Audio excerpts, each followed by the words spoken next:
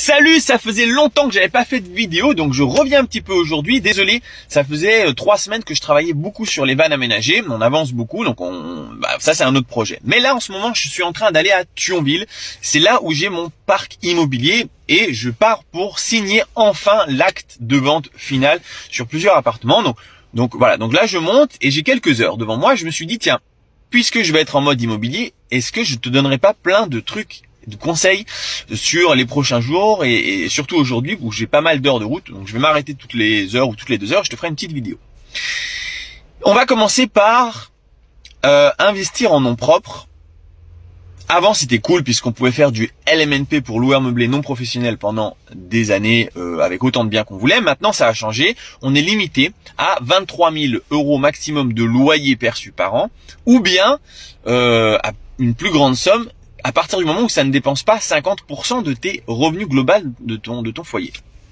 Donc si tu gagnes 50 000 € avec ton salaire, eh bien tu peux faire du LMNP jusqu'à aussi 50 000 € de location immobilière. Maintenant, il y a des trucs pour malgré tout lutter contre ce passage en LMNP en LMP.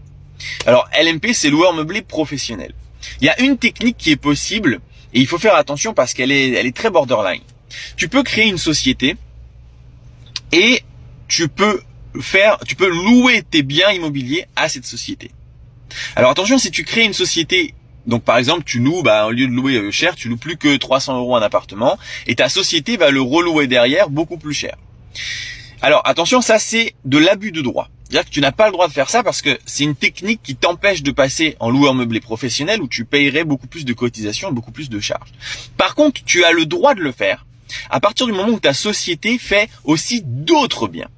C'est-à-dire que si tu fais aussi, par exemple, 3-4 autres appartements qui ne t'appartiennent pas en sous-location, je te rappelle que c'est légal si on utilise un bail dérogatoire et non pas un bail d'habitation de loi 1989.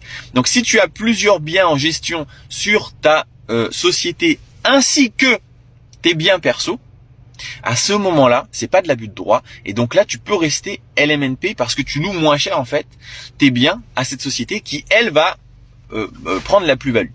Ça c'est un peu la seule technique que tu peux faire.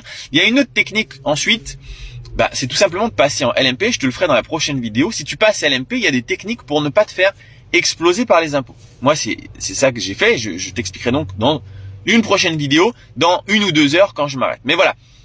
Alors on va parler un petit peu d'immobilier aujourd'hui et de toutes différentes techniques de ce genre. Donc si ça t'intéresse, abonne-toi, il va y avoir pas mal de vidéos aujourd'hui.